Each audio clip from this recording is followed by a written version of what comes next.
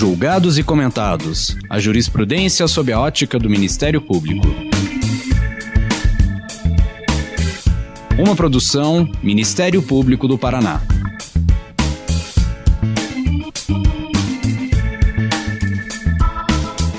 Olá, estamos começando mais um episódio do Julgados e Comentados. Eu sou Eduardo Cambi e hoje abordaremos o tema da violência doméstica em tempos de pandemia do Covid-19. Para tanto, contamos com a presença de Priscila Plachassá, desembargadora do Tribunal de Justiça do Paraná, Cristiane Aparecida Ramos e Ana Carolina Pinto Franceschi, ambas promotoras do Ministério Público do Paraná. Em tempos de pandemia, gravamos esse episódio à distância, respeitando as medidas de saúde e isolamento social. A violência doméstica é um problema gravíssimo no Brasil. Estima-se que ocorre um feminicídio a cada 2 horas e que 180 mulheres são vítimas de violência sexual por dia. Em meio ao contexto da quarentena ocasionado pela pandemia do Covid-19, infelizmente, o tema da violência doméstica ganha maior relevância. O enclausuramento das famílias tem intensificado as relações familiares, permitindo que situações de violências latentes ou manifestas vitimizem um número ainda maior de mulheres. Esse e outros temas decorrentes da atuação do sistema de justiça serão tratados no episódio de hoje. Eu quero agradecer a presença de todos. Quero começar com a desembargadora Priscila. Gostaria que você se apresentasse aos nossos ouvintes, falasse um pouco da sua atuação nessa área da violência doméstica. Priscila.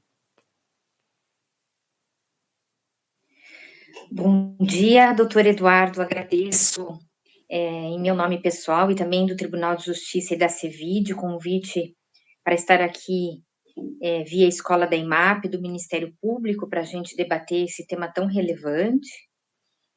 Cumprimentar também a doutora Ana Carolina. Nós temos aí nos visto virtualmente em uma série de reuniões e demandas, né, e conversado aí nos grupos de WhatsApp, doutor Eduardo, para tentar pensar globalmente, né, na integração da rede do sistema de justiça e nesse espectro específico da violência doméstica, e cumprimentar também a doutora Cristiane Aparecida e a todos e todas que vão nos ouvir aqui para pensar um pouco. Depois eu vou tomar a liberdade, doutor Eduardo, de deixar ao final uma espécie de pedido aí para quem esteja nos ouvindo. Acredito que a doutora Ana também pode compartilhar com essa ideia. Então, eu me chamo Priscila Plachassá, atualmente eu estou na coordenadoria da Mulher em Situação de Violência Doméstica e Familiar do Tribunal de Justiça do Paraná, e eu também queria ponderar, doutor Eduardo, que um pouco do que a gente tem debatido aqui com a doutora Ana e com a rede também é fruto da minha intervenção acadêmica, né? Eu sou professora de Direito Penal da Universidade Federal e da PUC, e aproximadamente há 11 anos as minhas pesquisas, que inicialmente trabalhavam com a perspectiva de segurança pública, tinham um recorte de uma proposta a partir de uma vertente do olhar das teorias feministas, e ao longo do tempo ela foi migrando particularmente para o recorte que o doutor Eduardo ponderou, que é uma das duas mais graves manifestações de violência contra a mulher, que é o feminicídio. Eu conduzo uma pesquisa no âmbito das 2 universidades há 4 anos sobre a questão do feminicídio de uma maneira interseccional, então o transfeminicídio, o feminicídio negro, a questão do impacto sobre as mulheres lésbicas, decreto de armas. Então nós temos várias pesquisadoras, inclusive no âmbito do mestrado. E no recorte que talvez a doutora Cristiane vai abordar um pouquinho, nós acabamos de terminar a defesa de um mestrado que trabalha sobre os grupos reflexivos para autores de violência doméstica. Então, de maneira bastante breve, doutor Eduardo, e eu tenho dito, acho que a doutora Ana já ouviu eu dizer isso mais de uma vez, né? A gente, infelizmente, da Covid, a gente trata de 2 pandemias. Uma é a da violência doméstica e familiar contra a mulher. Esse é um fenômeno com recortes específicos, né, alargado ou comprimido, dependendo do país, mas ele é um fenômeno que atinge as mulheres de maneira global. É claro que em países onde as opressões de gênero se acumulam, especialmente no nosso, com a questão de classe e a questão de raça, esse fenômeno é ainda mais impactante e, por consequência, na segunda pandemia da que vamos tratar aqui, que é a Covid-19, né? Nós temos a nota da ONU Mulheres, a nota do CLADEM, de que as mulheres em situação de isolamento social em determinados recortes vão ser ainda mais gravemente impactadas, né?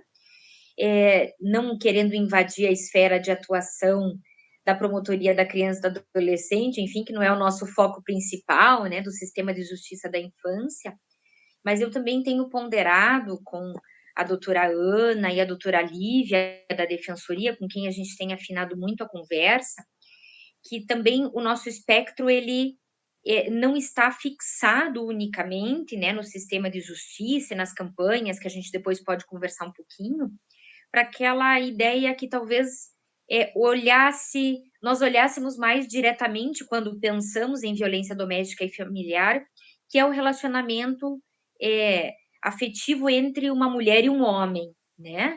A gente tem que lembrar da questão das adolescentes, né? Do padrasto, pai, tio, muitas mães que apanham dos seus filhos, dos seus familiares, então o nosso recorte ele é bastante amplo. Ainda que no ponto de convergência que o doutor Eduardo abriu, que é a questão do feminicídio, a grande faixa numérica indique que a autoria se fixa nos companheiros e nos ex-companheiros, né? Então, o que, na verdade, nos convoca aqui, doutor Eduardo, é essa junção de dois temas complexos, densos, sobre os quais o sistema jurídico tem se voltado já há algum tempo, eu diria que, inclusive, muito antes da Lei Maria da Penha, nós já tínhamos esses debates, a partir especialmente da década de 70 e 80, né, com a questão dos movimentos de mulheres e feministas aí na pré-constituinte, mas que a situação mais dramática, esse é um ponto no qual talvez os grupos reflexivos possam contribuir fortemente, é repensar a cristalização de estruturas sociais nas quais, em tese, há uma perspectiva de pensamento dominante de que o homem é o reitor da vida das mulheres, seja ele o companheiro, seja ele o namorado, o filho, o pai. E interessante perceber que a gente escuta muito isso também agora no isolamento social, né? Minha família e tal. Então, é importante a gente pensar. E no trabalho que a gente tem desenvolvido em rede, doutor Eduardo, a doutora Ana é prova disso, por paradoxal que seja, nós tivemos essa oportunidade de ainda afinar mais as relações entre as instituições, né? Esses dias eu falava com o doutor Rockenbach numa demanda comum com a doutora Ana e com a doutora Lívia. Acho que o aprendizado que nós temos que ter nesse momento complexo e dramático, inclusive, doutor Eduardo, no recorte específico da violência doméstica e familiar, que só uma perspectiva conjunta das instituições vai nos permitir pensar em soluções para minimizar isso, né? O grande desafio nesse momento, a doutora Ana diz que vai trabalhar com dados, depois eu vou me permitir, né, no retorno aí para a gente conversar mais um pouquinho, é de que, inclusive, uma responsabilidade dos âmbitos de comunicação social ao dizerem que, aspas, tem tido menos medidas protetivas, tem tido menos boletins de ocorrência.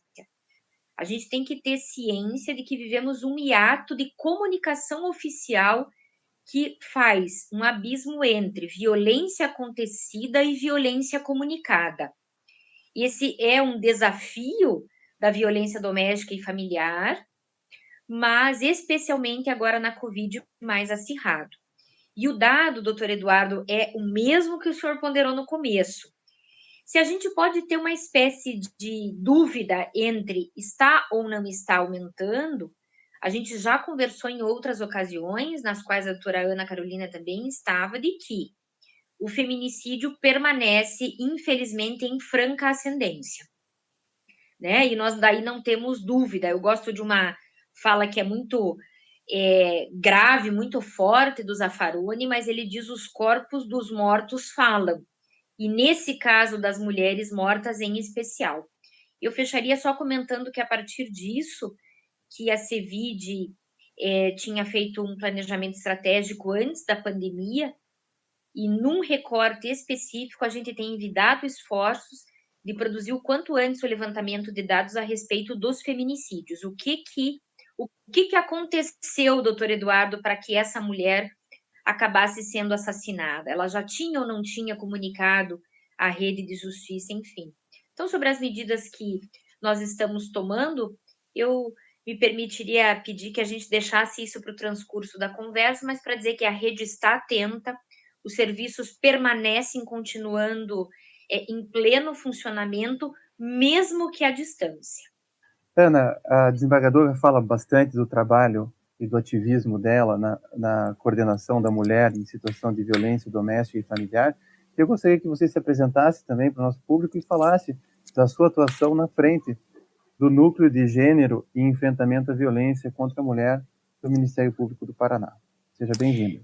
Obrigada, bom dia a todos os ouvintes. Bom dia especial aí para a nossa colega Cristiane Ramos, que está na 2ª Promotoria ali de Palotina e que lida também nessa temática, a desembargadora Priscila Plachassá, a quem estamos juntas aí, pensando políticas públicas para se diminuir essa desigualdade de gênero e pensar em estratégias institucionais, tanto do Ministério Público, quanto do Tribunal de Justiça, quanto a Defensoria, no enfrentamento dessa violência doméstica e familiar. Eu gostaria de me apresentar, né? Eu sou Ana Carolina Pinto Franceschi, eu coordeno o NUPIGE dentro do Ministério Público do Paraná, que é o Núcleo da Promoção da Igualdade de Gênero. Esse núcleo ele foi criado, o primeiro núcleo, né, de gênero e de enfrentamento à violência doméstica e familiar no Ministério Público. Ele foi criado em 2012 e ele ganhou esse nome, NUPIGE. Ele foi ampliado, vamos dizer assim, e passou a se chamar NUPIGE em 2014, através da Resolução 3431. Dentre as principais ações e atribuições do nosso núcleo que eu coordeno, estão não só desenvolvendo no âmbito do Ministério Público políticas destinadas à promoção da igualdade de gênero, bem como prevenção e enfrentamento à violência doméstica e familiar, mas também elaborar pareceres, prestar apoio técnico aos promotores e acompanhar a formulação e a implantação de políticas públicas nessa temática da igualdade de gênero, tanto no âmbito federal, estadual e municipais afetas à área. A gente também acompanha as instâncias de controle social, né? Eu acompanho o Conselho Estadual de Direitos da Mulher. E uma das nossas atribuições também é atuar em conjunto com os demais órgãos, organismos estaduais e entidades da sociedade civil no enfrentamento da violência doméstica e familiar e da violência de gênero. Por isso, tenho trabalhado bastante junto com a doutora Priscila, que coordena a CEVID no Tribunal de Justiça, e a doutora Lívia, que coordena a UNUDEM dentro da Defensoria Pública. Como a doutora Priscila faço as palavras minhas, as da doutora Priscila, que a gente está enfrentando, na verdade, 2 pandemias. Uma que já era clara, né, e que já existia, a violência doméstica e familiar e a violência de gênero, ela não surgiu com a Covid-19, ela já era um fenômeno grave e alarmante no nosso país, e uma tendência, inclusive, não só no nosso país, né, a violência de gênero e contra a mulher existe no mundo todo, e por conta da pandemia da Covid-19, então estamos enfrentando 2 pandemias. O machismo, que é o pano de fundo, né, da desigualdade de gênero, ele já existia e ainda existe, e hoje as mulheres que são possíveis vítimas de violência, vamos colocar assim, elas estão mais expostas a essas violências. Todo mundo sabe que a violência, especificamente a violência doméstica e familiar, ela é o local que ela mais ocorre dentro da própria casa da mulher. E hoje, com o isolamento social, todos estão dentro das suas casas. Então, essa mulher ela está convivendo muito mais tempo na presença do seu agressor, com as relações, né, que todas as relações familiares estão mais tensas por conta da pandemia da Covid-19, não só por estarem todo mundo isolados e fechados, mas também por outras questões que ali surgiram, as questões econômicas, as famílias tiveram grande perda econômica, e essa perda também gera uma relação de conflito. Então, a tensão ela é ocasionada através do isolamento, aumentam muito a tensão no isolamento social, e também as outras consequências que esse isolamento gera são também fatores de agravamento e possibilidade dessa violência. Por isso, eu sempre coloco agora, nas oportunidades que tenho participado desses eventos, da importância das pessoas, dos vizinhos, dos parentes e dos amigos contribuírem para a denúncia da violência, né? Hoje, se todo mundo, a mulher está mais na casa dela, mas todo mundo está mais em casa. Então, a gente tem presenciado um aumento dessas violências e os vizinhos podem denunciar e esses estão presenciando ou ouvindo muito mais, constatando muito mais violências do que antes. E o papel importante da denúncia, porque os canais de denúncias continuam funcionando, e isso a gente tem que deixar claro, as delegacias continuam atendendo, né, os órgãos de segurança pública, Polícia Militar, Polícia Civil, continuam atendendo nessa época. Como a doutora Priscila também colocou, e depois eu acho que isso pode ficar mais para um segundo momento da discussão, falar de dados, a gente tem, é claro, o indicativo que essa violência aumentou, a gente ainda não tem uma conclusão fechada das razões, mas o indicativo e a tendência são o aumento, né, isso relacionado ao isolamento social, mas a gente já tem alguns indicativos de que o feminicídio, por exemplo, aumentou, pelo menos especificamente no Paraná, estou dizendo do Paraná, do período do isolamento social que começou em 16 de março de 2020. No período de 16 de março de 2019 a 23 de abril de 2019, tínhamos 24 feminicídios registrados no estado do Paraná. E nesse mesmo período, na época, em 2020, já são 27. Então, a gente tem um aumento mais cerca de 12%. É claro que esse número não está fechado, essa porcentagem, esse número tem que ser lido posteriormente, mas já é um indicativo. Outro indicativo, que parece um contrassenso, é que os registros de casos de violência doméstica e familiar como um todo, não especificamente o feminicídio, nesse mesmo período, tem diminuído. Ou seja, uma simples leitura já nos diz que as mulheres estão com dificuldade ou estão não registrando as violências ocorridas, mas os corpos falam, como disse a doutora Priscila. Os feminicídios, que são os casos mais graves, eles estão, sim, sendo noticiados. Enfim, eu acho que de dados a gente pode conversar mais para frente, e eu acho que como a importância desse trabalho em rede, dos núcleos das instituições públicas, e também das políticas de enfrentamento e de combate a essa violência. Uma questão muito interessante, e é uma política que tem efetividade, é a participação dos autores de violência nos grupos reflexivos, que inclusive a doutora Cristiane vai falar um pouquinho da experiência dela. No Paraná, nós temos 35 grupos reflexivos em funcionamento, agora, em 2020, sendo que desses 35, 11 foram criados através de iniciativas do Ministério Público. O Ministério Público coordena 3 deles, e 13 o Ministério Público tem parceria. Esses grupos, eles têm demonstrado que a reincidência das violências dos participantes desses grupos reflexivos a reincidência tem sido bem baixa, o que demonstra que é uma política que tem que ser estabelecida, que é uma maneira do combate ser efetivo.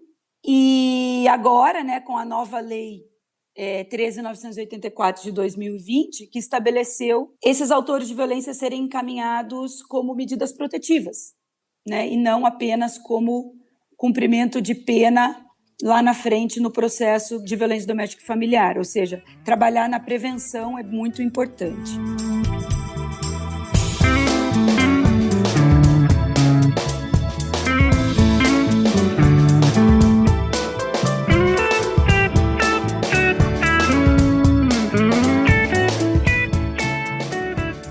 Vamos ver um pouquinho a Cristiane, que está no interior do estado do Paraná, e pode também colocar uma outra dimensão do problema da violência doméstica na atuação do Ministério Público, principalmente na sua atuação em rede, junto com o Poder Judiciário e com os outros órgãos que estão preocupados com essa questão. Seja bem-vinda, Cris. Oi, Eduardo, bom dia a todos, bom dia, Priscila, bom dia, Ana Carolina. Para mim é uma satisfação muito grande poder participar desse bate-papo com vocês, porque a gente tem muito que aprender, né, umas com as outras, uns com os outros, e esse assunto é um assunto que depois que a gente começa a se envolver com ele, é difícil que a gente não se apaixone, não tente fazer com que esses números melhorem, né, e a dedicação que a gente acaba tendo para fazer com que essa realidade, né, tão difícil em relação às mulheres possa ser mudada. Então, em relação a isso, eu, enquanto promotora no interior, né, eu já estou em Palotina há alguns anos, sou daquelas já antigas de carreira, mas que fez a opção por continuar morando no interior, né, na tranquilidade da cidade pequena.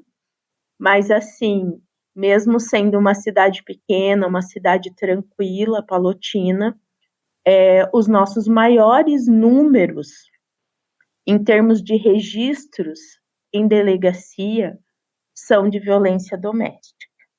Então, o campeão dos números aqui, em termos de incidência criminal, são os crimes relacionados à violência doméstica. Claro que os de menor gravidade, né, isso é um ponto positivo. Questão de feminicídio, por exemplo, nós não temos, assim, uma taxa absurda, nós temos desde a alteração legislativa ali, né, com a criação da figura do feminicídio, nós temos 2 feminicídios tentados, e o ano passado nós tivemos um consumado. Então, são números, assim, razoáveis, né? O interessante é que não existisse esses números, né? Mas, assim, a experiência que a gente tem aqui é em relação aos grupos reflexivos, que nós temos trabalhado em torno de 2 turmas, mais ou menos, por ano, né? Nós estamos na 6ª turma, então já há mais de 3 anos trabalhamos, né, com esses grupos reflexivos. Há uma dificuldade no interior de estrutura, eu entendo, em relação à formação de tudo isso, porque o trabalho humano é muito finito, né, no interior, em relação a quem vai exercer essa fala nos grupos reflexivos, horários. Então, até tem muitas coisas que alguns colegas que querem implementar grupos reflexivos no interior me perguntam a respeito de horários, né? Como é que nós vamos formar esses grupos? Como é que nós vamos trabalhar esses agressores? Então, aqui, a minha experiência, que está sendo exitosa, mas a nossa taxa de reincidência, ela ainda é alta, ao meu ver, né? E de todas as turmas, que nós tivemos 6 turmas até agora, nós tivemos em torno de 6% de reincidência. Então, eu ainda considero esse um número alto, em que pese, se não houvesse isso, se não houvesse os grupos reflexivos, esses números seriam muito maiores, não tenho dúvida disso, poderiam chegar até 50%, a gente sabe disso, né, de relatos e outros estudos, mas o ideal é que a gente chegasse a 2%. Então, a meta na realização, né, desses grupos reflexivos é que a gente consiga isso. Mas também nós estamos percebendo que essas reincidências, elas estão atreladas também ao problema do álcool. Então, se não houver um tratamento eficaz, no caso do agressor, além de participação dos grupos reflexivos, para entender a importância da mentalidade, e o que nós trabalhamos aqui, o nosso projeto se chama Paz na Família. Então, é a mudança mesmo, comportamento dentro de casa, em relação aos familiares. Então, tudo isso é trabalhado. Nós contamos, então, como funciona o nosso grupo aqui. Nosso grupo é uma parceria entre o Ministério Público, o Poder Judiciário, a Secretaria Municipal de Assistência Social e psicólogos voluntários. Então, nós trabalhamos, são 10 reuniões, são 10 encontros, com turmas de aproximadamente 15 a 17 agressores. Então, os psicólogos, inclusive, eu acho isso muito legal, que eu tenho aqui um voluntário, um psicólogo, e ele coordena, né, os agressores. Então, acho isso muito importante, porque já passa a própria figura masculina passando algo importante na mudança, né, de mentalidade de homens, né? Então, homem falando para homem, a gente sabe que isso é um ponto bem positivo, né, nesse trabalho. Eu participo de uma das reuniões, a juíza daqui também participa de outra das reuniões, porque existem alguns questionamentos. Eu falo sobre a Lei Maria da Penha e eles questionam. Então, o que a gente percebe nos grupos é que, nos primeiros encontros, no primeiro, no segundo, até o terceiro encontro, todos os agressores eles se manifestam numa fase de negação. Que não fizeram, que não foi bem daquele jeito, nunca assumindo o seu erro. Depois, quando nós chegamos para o encerramento, depois do 10º encontro, a gente já percebe deles uma fala diferenciada. Você já percebe que eles já não estão mais na defensiva, percebem que realmente as reuniões são feitas para eles, e aqui nós tivemos, eu percebo que a maioria dos relacionamentos, eles se rompem depois da violência, né, no caso ali, mas muitos perduram, né, e continuam o relacionamento com a mulher, né, depois da participação do grupo. Então, teve um histórico aqui muito interessante, que a causa da violência que estava acontecendo naquele lá, eles conseguiram identificar que era um estresse ao agressor por conta de toda a jornada de trabalho e as coisas que tinha que fazer, e aí ele estava extremamente estressado e acabou descontando esse estresse em forma de violência na mulher. Daí ele participou do grupo e depois eles vieram fazer um relato para nós de como foi depois da participação desse agressor no grupo. Primeiro, conseguiram como casal fazer essa identificação da causa, ele ficou menos estressado, ela deu o depoimento da necessidade para outras mulheres de denunciar sim e não se calar, porque a denúncia foi primordial no caso da mudança positiva, no caso ali no casamento deles.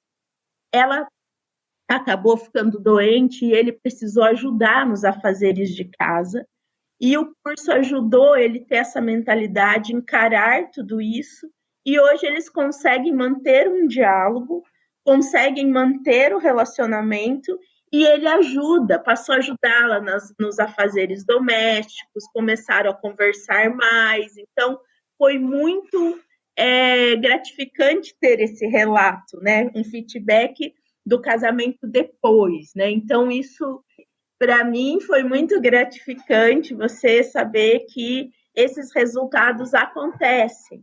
Então, nós fizemos, a RPC me procurou e queria fazer uma reportagem sobre o projeto.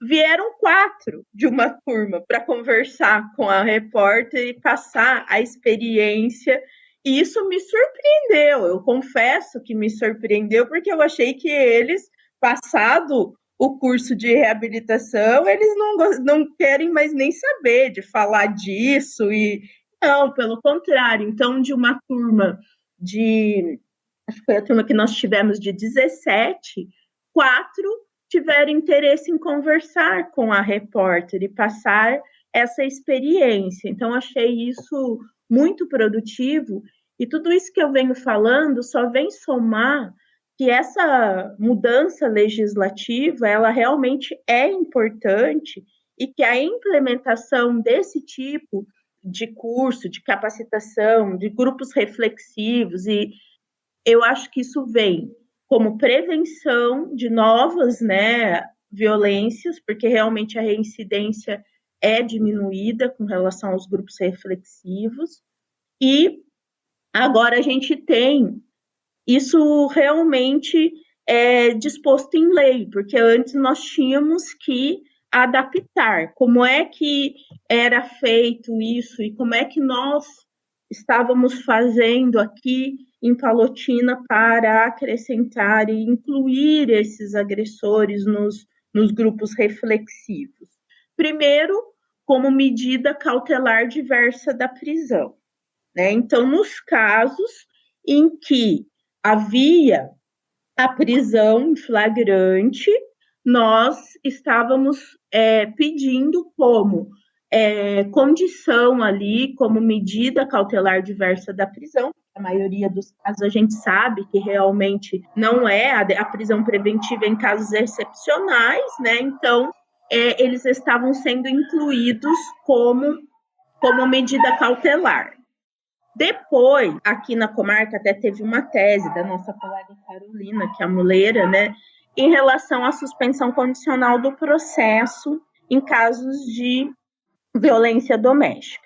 Então, eu, particularmente, tenho, né, uma opinião, até isso é muito controverso, né, até queria ouvir a opinião da doutora Ana Carolina, né, da doutora Priscila, mas aqui a experiência vem dando certo, né, porque a pessoa, o agressor, normalmente, quais são os crimes que entram nos grupos reflexivos? Somente a questão da ameaça e a questão da violência, da lesão corporal, né, e vias de fato, né. Então, assim, a questão de crimes mais graves, obviamente que não se fala em grupos reflexivos, né. Então, as penas desses crimes normalmente giram em torno de 3 a 6 meses. Né? Então, se a gente espera todo o processo, e daí o agressor é condenado em 3 meses e num regime aberto,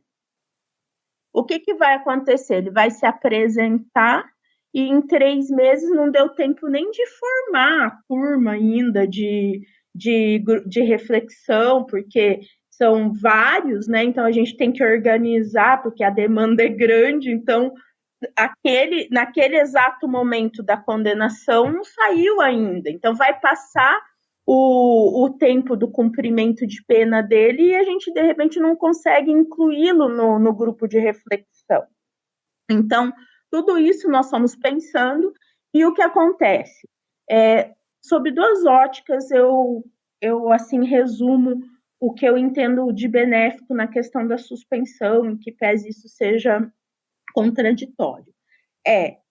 Que ele fica 2 anos preso ao processo, e nesses 2 anos, além do cumprimento das medidas obrigatórias, que praticamente seriam as mesmas de um regime aberto, ele ainda vai ter a obrigação de frequentar o curso.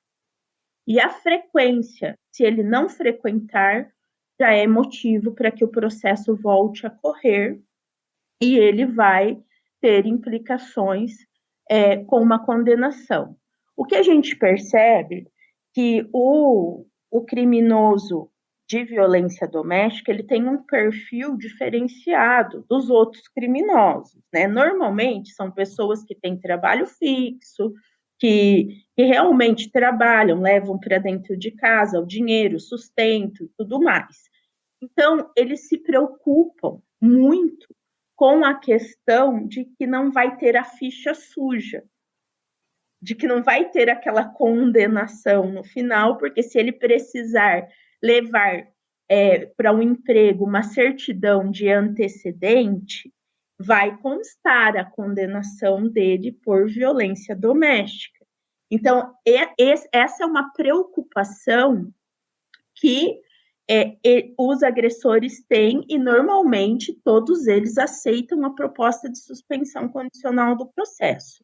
Eu não tive nenhum caso que não aceitou a proposta. Isso faz a diferença. Então, para nós, quais seriam?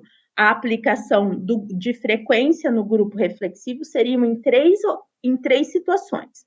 Medida cautelar diversa da prisão, suspensão condicional do processo e depois, como condição alternativa do juízo na fixação do regime aberto, né? Então, seriam 3 situações aí que a gente utilizava para inserir os agressores nos grupos reflexivos.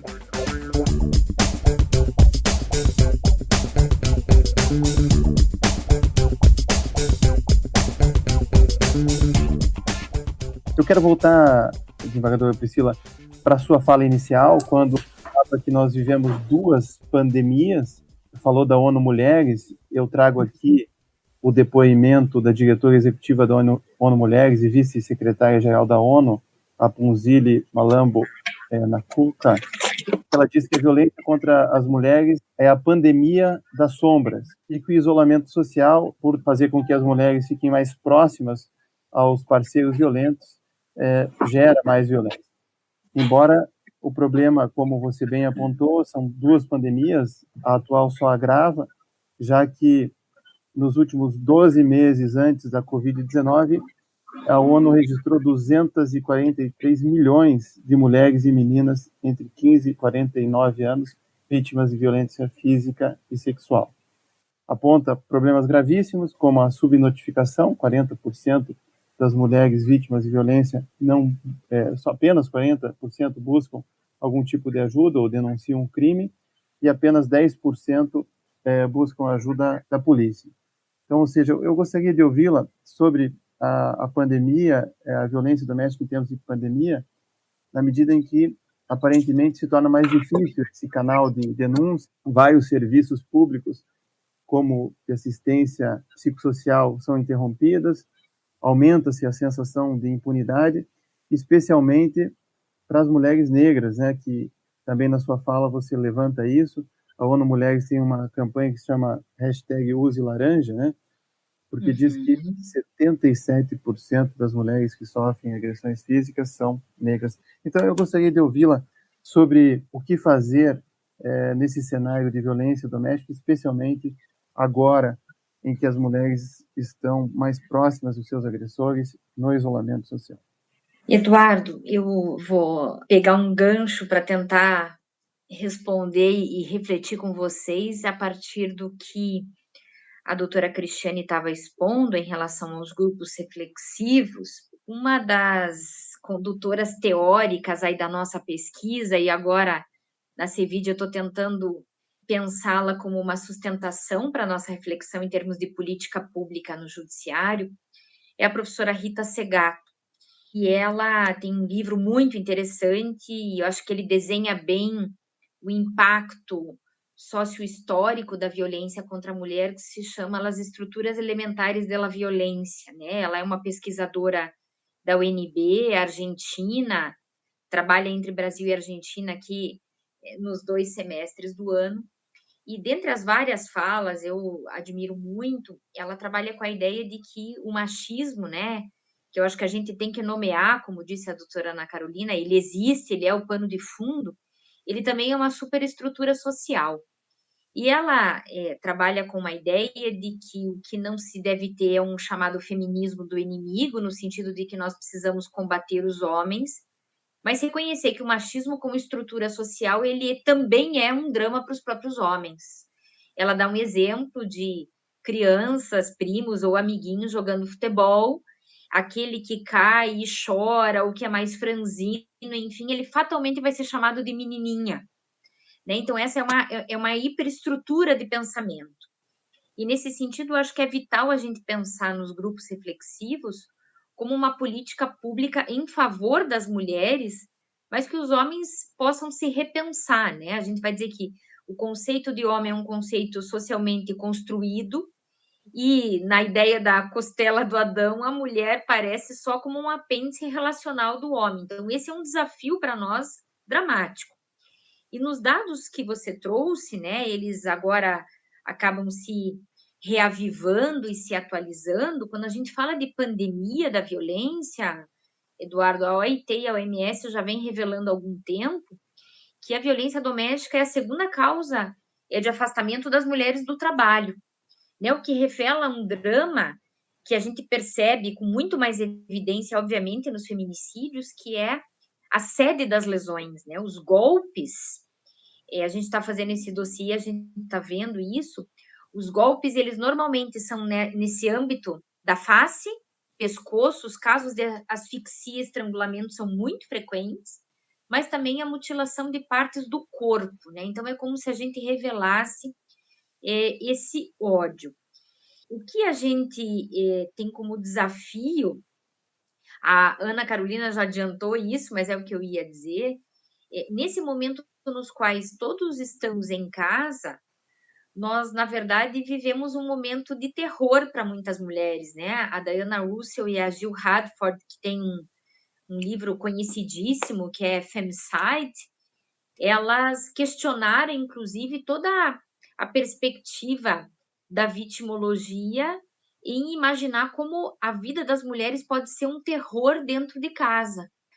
Se a gente diz, nossa, esse dia de trabalho foi tão terrível, né? Vou chegar em casa, que delícia, tomar um banho, tendo a minha família ou não.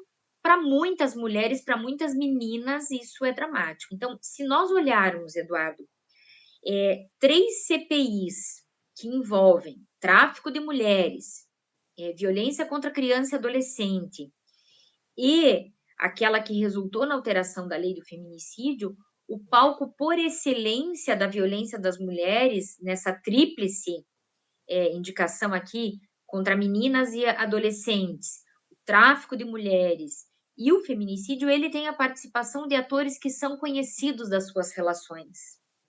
O impacto que a gente tem na ideia da violência urbana, né? Eu costumo dizer, o feio, sujo e malvado do beco, ele não é o autor da violência contra as mulheres. E, portanto, isso está dentro de casa. Então, quando a doutora Ana volta a uma reflexão que a gente tem feito com muita evidência, esses dados, né, do Fórum Brasileiro de Segurança, Ana, me ajuda se eu não estiver falando corretamente, mapeou 5 cidades, por enquanto, sobre essa... É isso, Ana? 5 estados. 5 estados, perdão. Nesse momento, Eduardo, ele revela que essa maneira de comunicar, como eu tinha ponderado anteriormente, o número de boletins diminuiu, se eu fosse uma mulher em situação de violência doméstica, eu estaria apavorada, porque talvez eu passasse a refletir que, será que então aquilo que eu estou sofrendo é realmente uma violência doméstica? Enfim, então, o nosso desafio, e era o pedido que eu ia fazer, a gente teve uma...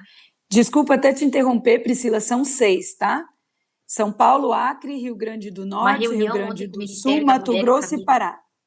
Vale, claro. 6. Acho que a nota técnica do MP, que primeiro saiu com 5 estados, né, Ana, que a gente até viu semana passada. Então, essa autopercepção da violência, que já é um drama, é o momento no qual a gente precisa treinar com muita eficiência a nossa solidariedade social, né, que não é só uma atribuição, como no Paraná a gente tem uma lei de que os condomínios e os síndicos precisam ficar atentos, mas que eu me lembre da minha colega de trabalho, da minha prima, de alguma conhecida, da minha vizinha, que eu tenha notícia, que eu saiba da possibilidade de que está vivenciando um momento de relacionamento abusivo. Oi, vamos fazer uma chamada de vídeo, estou com saudade para ver se essa mulher está bem, se ela não está agredida, se ela não está impactada, mandar um WhatsApp. A doutora Ana participou comigo, com a defensora, com a delegada. Essa semana, de novo, a Banda B retornou.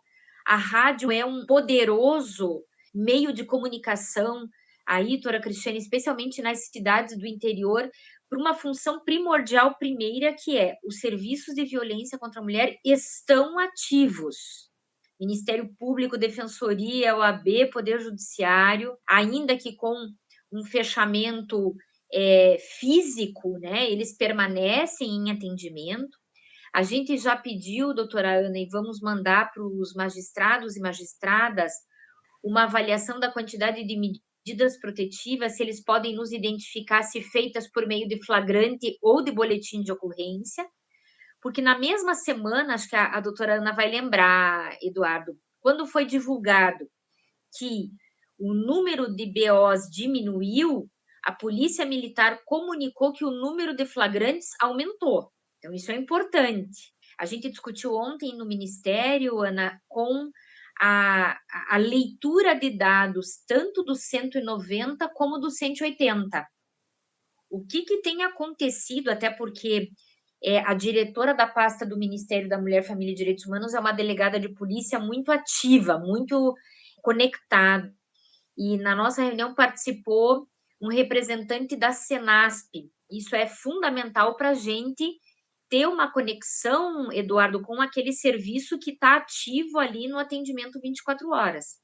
E no retorno, especialmente das denúncias que são feitas no 180. Então, é um momento de impacto evidente, né, na saúde mental das pessoas, na convivência das famílias, como super bem desenhou a doutora Ana. Nós estamos num momento em que uma grande parte das famílias brasileiras teve o acirramento da sua condição econômica, que já vinha sendo atingida desde a crise financeira de 2014, mas que isso jamais possa servir de desculpa para um ato de violência doméstica e familiar.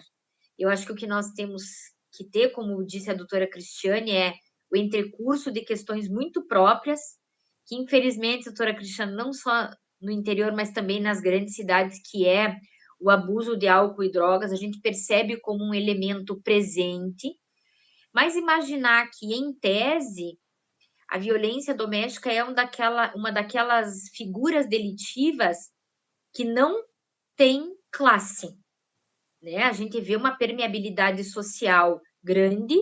É claro que quem tem uma boa condição econômica coloca e tem à disposição outros meios, inclusive de resolução social. Esse é um dado bem importante.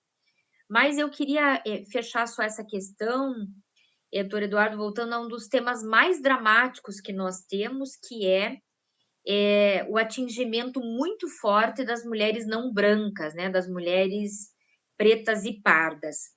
Se a gente olha a progressão dos dados do infográfico da segurança pública, nós vamos ver que, especialmente a partir de 2006, a gente, embora tenha um aumento da taxa de assassinato de mulheres, que paradoxalmente não diminui mesmo com a aprovação do feminicídio, isso é um checkmate para a gente pensar, né, nessa perspectiva.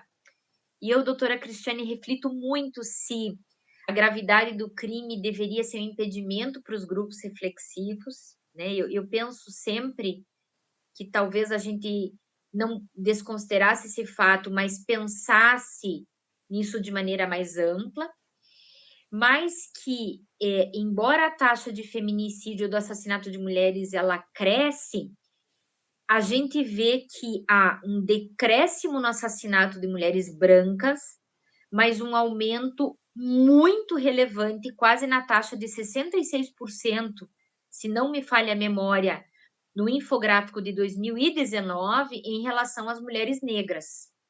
Eu disse esses 3 dados, Dr. Eduardo, porque na CPI do tráfico de mulheres, o Brasil aparece naquelas pontas do ranking terríveis. É o país que mais exporta mulheres para tráfico, mas as mulheres mais exportadas no nosso recorte sócio-histórico é de mulheres negras. Isso tem uma leitura bastante complexa. Há quem diga que a regularização da prostituição em alguns países, que cria perspectivas de subemprego e uma série de outras coisas, fez com que uma grande parte dessas mulheres passasse, então, a ser, aspas, exportadas, né, dos países pobres, dentre eles o Brasil. E aí, de novo, a crise econômica, a gente, por conta dessa CPI, teve a alteração do artigo 149, né, com aquela letra A, que coloca uma série de violências, doutor Eduardo, que é muito própria do universo das mulheres. Gravidez compulsória, casamento forçado, extração de órgãos. Então, nós aqui no panorama da violência doméstica estamos tratando de um daqueles dramas que esse machismo estrutural impacta fortemente a vida de mulheres e meninas, né? Como eu disse, a gente normalmente está falando aqui da figura do companheiro, enfim, mas eu tenho pai, eu tenho irmão, eu tenho filho, eu tenho namorado. Esse é um drama, assim, muito complicado. Então, a administração da justiça, ela não raro já chega com o fato acontecido, mas o drama que a gente vive hoje, doutor Eduardo, é o fato não comunicado. E aí a solidariedade social tem que funcionar muito fortemente para fazer com que esse fato chegue. A doutora Ana está, junto com a doutora Lívia e comigo, acompanhando um pedido de feitura do boletim online, e diversamente, por exemplo, do Estado de São Paulo, que admite, nesse caso de violência doméstica, só a comunicação pela vítima. A gente fez uma ponderação, né, doutora Ana, que terceiro também possa comunicar, ainda que, obviamente, né, por uma medida protetiva e tudo, outros fatores precisem importar, mas esse é um dado, assim, bastante grave, né, bastante grave, assim, para a gente imaginar. Hoje a gente vive, acho que, então, com 2 tetos de vidro, né, como esse fato vai chegar ao sistema de justiça. Esse é um dado, né, doutora Ana, esse é um drama para nós, assim, doutor Eduardo, um drama mesmo, como esse fato vai chegar ao sistema de justiça.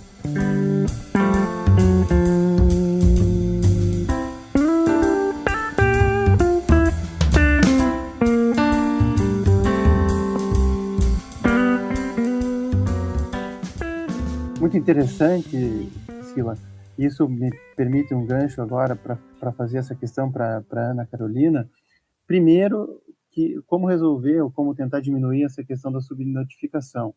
Lembrando que a violência doméstica não é um jogo homens versus mulheres, né? Eu gosto muito daquele livro da Márcia Tiburi, O Feminismo Comum, quando ela coloca lá que muitas mulheres perpetuam a dominação patriarcal por desconhecerem os aparatos culturais que as fazem serem inviabilizadas como mulheres. Então, nesse sentido, Ana, eu gostaria de te ouvir a respeito de como aumentar essa consciência das mulheres e também, nesses tempos de pandemia, gostaria que você falasse um pouco para nós sobre essa ideia de um plano de contingenciamento que o Conselho Nacional do Ministério Público está propondo, dentro, inclusive, daquela recomendação da Comissão Interamericana de Direitos Humanos, a recomendação 51, que pede para que haja o fortalecimento de serviços de resposta à violência de gênero. Bem, como todas as colegas colocaram, né, esse é um momento muito especial e muito diferente que nós estamos vivendo. É a nossa segunda pandemia, né? A pandemia da violência, ela já existia. A ONU, como você colocou, tem feito diversas recomendações. Eu acho que aqui entra o nosso trabalho, né, Priscila, tanto da CEVID, como do NUDEM, como do NUPIGE, de estabelecer medidas ali, ainda que de forma a serem tratadas respeitando as normas sanitárias, né, de isolamento, enfim, para combater essa violência. O CNMP fez essa nota técnica, existem ali dentro diversas recomendações, sendo que uma delas é exatamente que os promotores fomentem, dentro dos municípios de suas comarcas, divulguem os canais de denúncias. Como a doutora Priscila falou, o nosso maior drama é o fato não comunicado. O fato não comunicado, ele está aí, agora, numa maior, com certeza, no indicativo que esteja acontecendo até em maior número, né?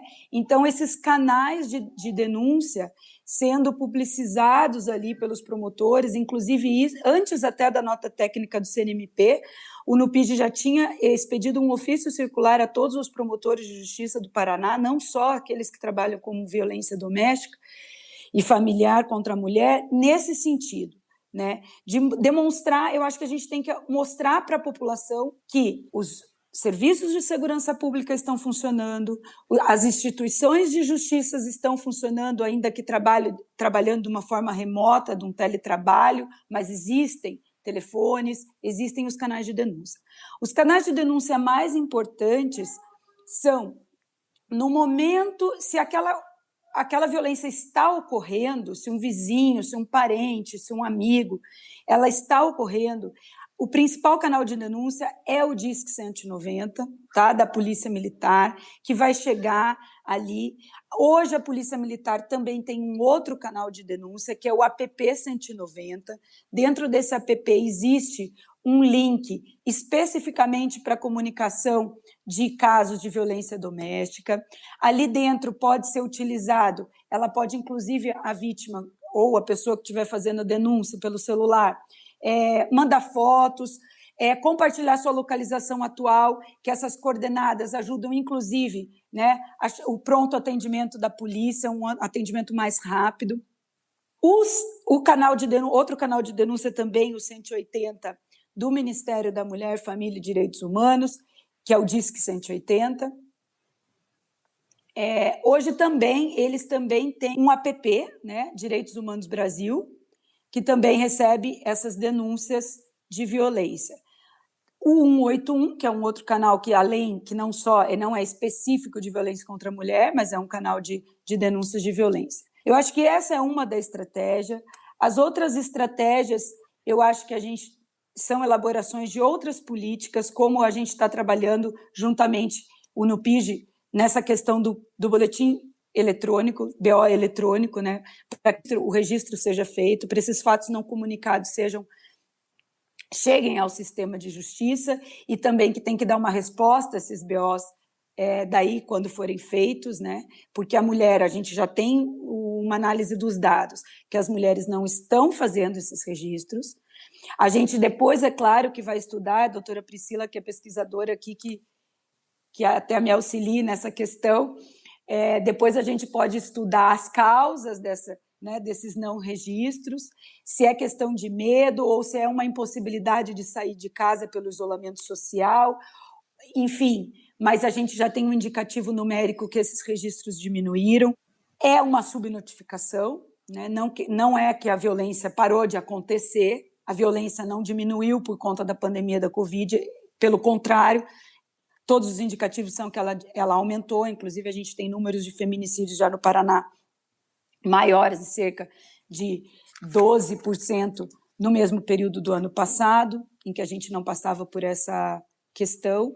E eu acho que todo esse trabalho, independente das recomendações da ONU, nota técnica do CNMP, sugestões do NUPIGE, o que a gente chega à mesma conclusão, que o trabalho tem que ser feito sempre em rede.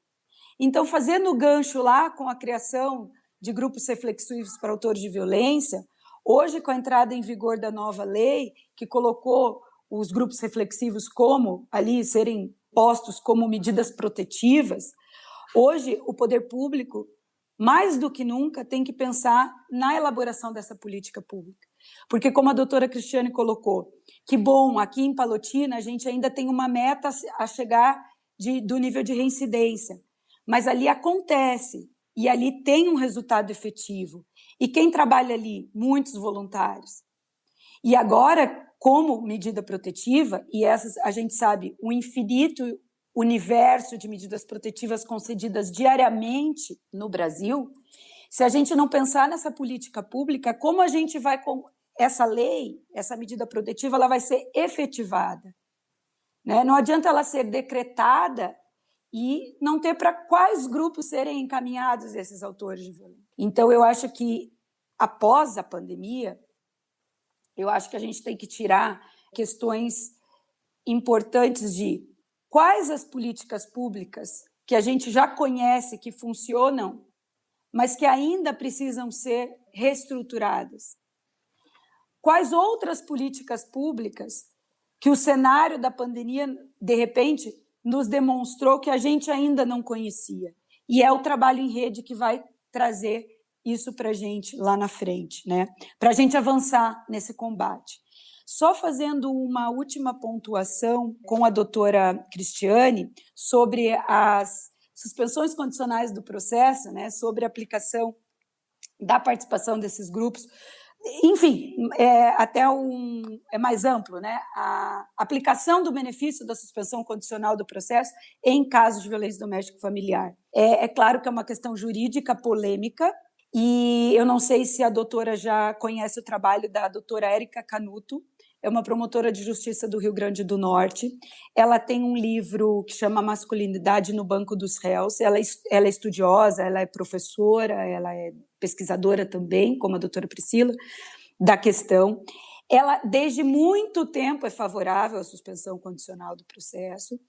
E é claro que ela coloca algumas questões, dentre as quais eu concordo. A suspensão condicional do processo, ela deve ser realizada quando a vítima concorda. Porque o que ela coloca? Que a vítima, muitas vezes, é claro que também essa suspensão condicional do processo, caso aplicada, será nos processos de crimes menos graves. A vítima, muitas vezes, o que ela diz? Ela falou assim, eu vou reproduzir uma frase dela aqui que eu acho que é impactante. As vítimas me procuram nas minhas promotorias e dizem que o que elas querem, doutora, eu quero paz. Eu quero paz. Mas você concorda? Sim, eu quero paz. Eu não quero mais que ele me incomode, eu não quero mais que ele me agrida, eu não quero mais sofrer essa violência. Mas eu quero paz, eu quero que ele continue trabalhando, eu quero que ele continue tocando a vida dele, e eu quero a minha paz. Então, ela realiza essas suspensões, sim, viu, doutora Cristiane? É colocado como uma das condições que as medidas protetivas em favor dela perdurem durante todo o prazo da suspensão, porque até por conta, se ele se vir a descumprir a medida protetiva, além dele praticar um novo crime, que é o descumprimento de medida protetiva, esse processo que estava com a prescrição suspensa passa a correr. Então, é uma forma de prevenção, sim, de proteção, sim, da mulher, e ela me convence do cabimento da suspensão. E, claro, a gente não está aqui para ficar em questões jurídicas, enfim, se até a suspensão condicional do processo ela foi ou não colocada na Lei 9.099 de uma forma correta ou não, por que ela está ali, se ela aplica-se a outros crimes. Então, quando a Lei Maria da Penha fala que não se aplica os institutos despenalizadores da Lei 9.099, a quais institutos a Lei Maria da Penha também quis retratar e dizer, e tem a exposição de motivos, inclusive, da Lei Maria da Penha, a DIN também, que tem desse dispositivo. Então, só para conhecimento de todos, né, o trabalho da doutora Érica e o trabalho da doutora Érica também, o Rio Grande do Norte é um pioneiro, foi as razões de motivo dos grupos reflexivos, inclusive, serem incluídos, né, inclusos como medidas protetivas com essa nova legislação. Eles têm um índice de residência no Rio Grande do Norte, um trabalho bem grande que tende a 0. Então, o que a gente chega à conclusão que a política pública ela tem que existir e ela tem que existir para ser efetiva. E, às vezes, questões jurídicas devem ser ultrapassadas para se o resultado é a proteção da mulher, né?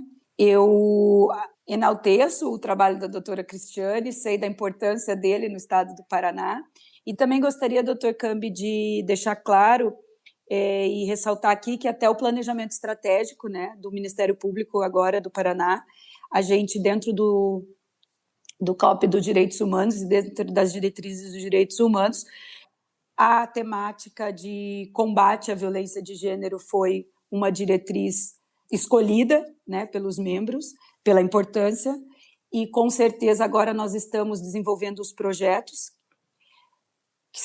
vai ser um projeto que inclui 3, que vai tratar dos grupos reflexivos, né, ainda que a gente monte um padrão, não que necessariamente todo mundo vai ter que seguir esse padrão, mas ele tem que existir, né, fomentar isso com a rede.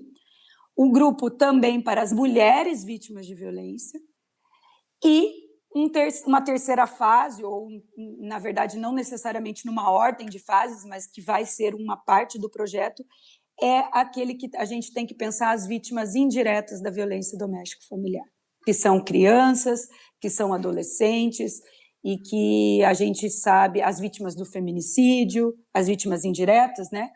Então, a gente também tem que pensar essa temática para a gente avançar, né, como núcleo e nesse combate, fazendo o nosso papel dentro da rede. Para finalizar, eu volto a dizer para as pessoas que estão nos ouvindo, utilizem os canais de denúncia. Eles são importantes. O Disque 190, o app 190, Disque 180 e agora o novo aplicativo do Ministério da Mulher, que é o aplicativo Direitos Humanos Brasil.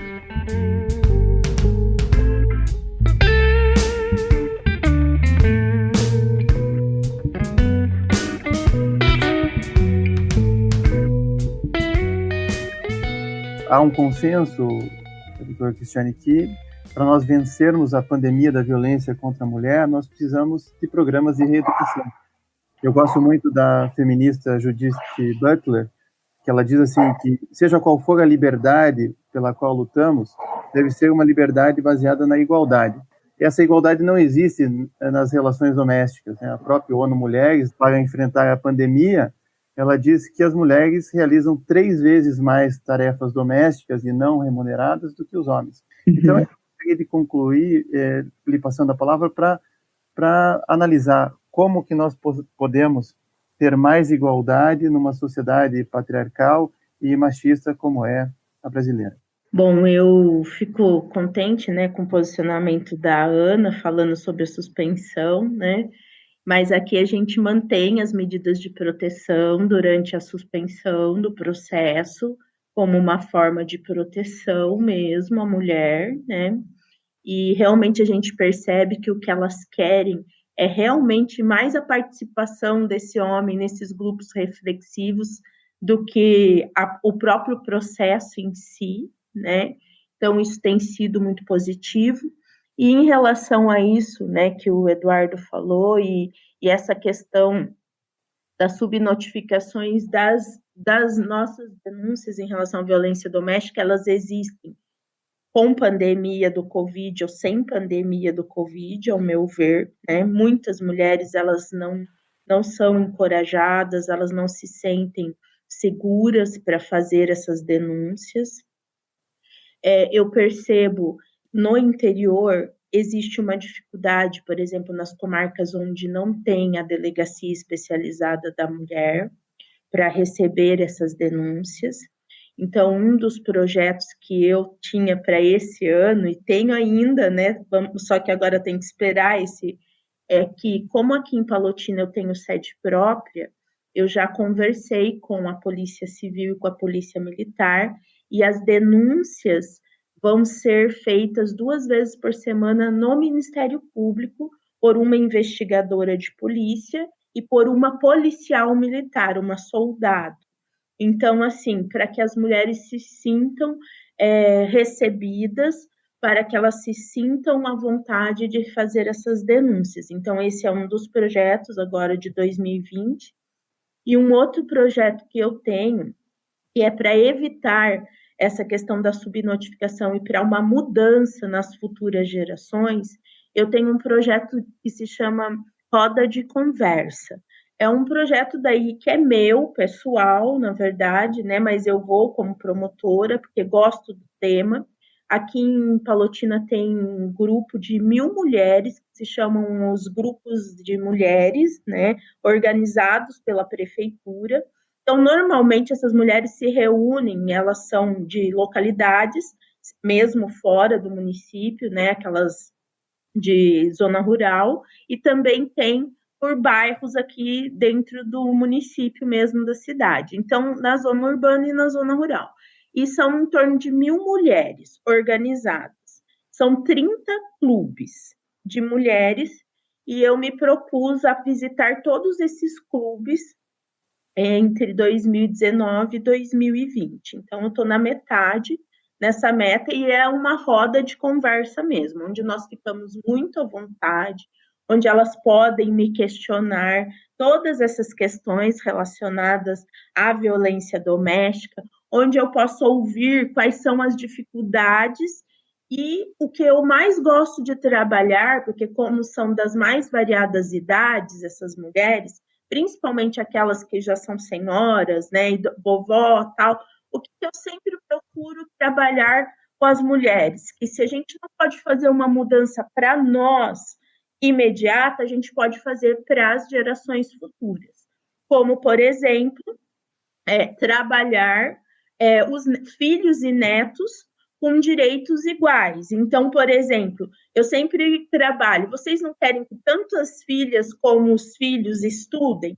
Vocês não querem tanto as filhas como os filhos façam faculdade, que eles tenham a sua profissão e tudo mais? Então, quando está ensinando dentro de casa, e quem tem que lavar, passar, cozinhar, todas as atividades domésticas, elas têm que ser divididas, ensinadas tanto para os meninos como para as meninas. Então, eu sempre coloco para as mulheres de mais idade, elas vão poder fazer essa mudança em relação às gerações futuras, né? Para elas foi diferente por conta de todo uma questão dos costumes, né? Que as mulheres antes ficavam em casa, não saíam e tal. Hoje já pode ser diferente. Então, como uma forma de não sobrecarregar a mulher, porque nós sabemos que hoje a mulher, com essa tripla jornada, ela também está ficando doente, ela está adoecendo na questão psicológica, psiquiátrica, porque ela não dá conta de trabalhar fora, educar os filhos e cuidar de toda a questão doméstica sozinha. Então, essa tripla jornada é uma coisa que a gente também tem que se preocupar com a mulher, e isso tem que ser dividido em termos de igualdade de gênero, né, que buscamos, e essa é uma coisa que eu trabalho na minha fala com as mulheres, né, e elas respondem muito positivamente a essas questões e essas colocações. Então, acho isso muito importante, é um feedback muito legal, porque daí elas também pegam confiança, né, na autoridade que está ali conversando com elas e aumentam o número de denúncias. A maioria delas acaba se encorajando e sempre vem, porque tem uma conhecida, tem uma irmã, tem um parente, uma amiga que está vivendo uma situação de violência. Então, isso é importante. Daí eu tenho trabalhado para evitar essas subnotificações, né? A gente tem que trabalhar o encorajamento, de alguma maneira, dessas mulheres fazer as denúncias. Mas o ambiente policial ainda é um dos obstáculos, porque elas reclamam muito do atendimento policial masculinizado na hora de fazer a denúncia de uma violência doméstica.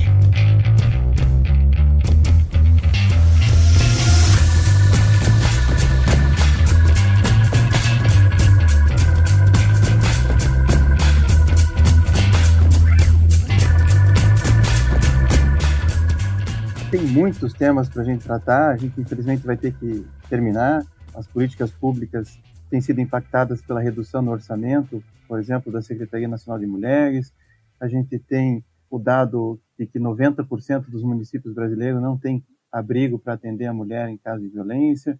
Enfim, temos várias questões, mas eu quero agradecer a todas essas ativistas de direitos humanos e lutadoras pela causa da mulher, começando com a Priscila. Priscila, muito obrigado por estar conosco, parabéns pelo seu trabalho, e a gente deseja nessa perspectiva de trabalhar em colaboração, estar junto da Coordenadoria da Mulher em Situação de Violência Doméstica e como já fazemos, aperfeiçoar sempre esse trabalho. Muito obrigado. Doutor Eduardo, agradeço mais uma vez o convite do Ministério Público e da Escola Superior do Ministério Público. Eu costumo dizer, eu fui estagiária do Ministério Público e aprendi muito, né, desde a minha fase de formação, e acho que agora, estando na coordenadoria da CEVID, isso já acho que é como um pressuposto, né, não só o trabalho de rede institucional, mas a percepção de que somente a atuação coletiva integrada vai propiciar um resultado positivo. Eu queria fechar dizendo uma frase: as meninas da Universidade Federal cantam uma música que acho interessante, e uma das coisas que essa música diz é: sozinha andamos bem, mas juntas andamos melhor. E acho que é com isso que eu me despeço, agradecendo, cumprimentando o doutor Eduardo e também a doutora Ana Carolina. A gente ainda vai se ver muito e conversar muito aqui, né? E também foi um prazer ter conhecido e podido ouvir a doutora Cristiane, ressaltando que a gente também está trabalhando na CEVID, a doutora Ana Carolina já está ciente, numa espécie de manual mínimo aí para a magistratura a respeito dos grupos reflexivos, e estou à disposição. Acho que a gente ficou com vários ganchos aí para conversas futuras. Agradeço também a quem está nos ouvindo, e não esqueçam, solidariedade social é uma prática importante nos tempos de pandemia, especialmente em relação à violência doméstica. Obrigada. Muito obrigado, Priscila.